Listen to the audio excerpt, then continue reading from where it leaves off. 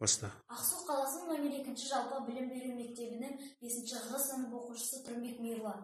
Ақсу қаласының номер 2 жалпы білім беру мектебінің 5-ші сынып оқушысы Ғабит Алмас. Ахмет Байтұрсынұлы 2 шыбын өлеңі. Бір өгіз күні бойы тартып сабан, қайтты елге сабанымен кешке таман. Мүйізінде қара шыбын отыр еді, кез болды бір танысы жолда оған. Танысы мұны көріп келе жатқан, астында өгізі бар сабан тартқан.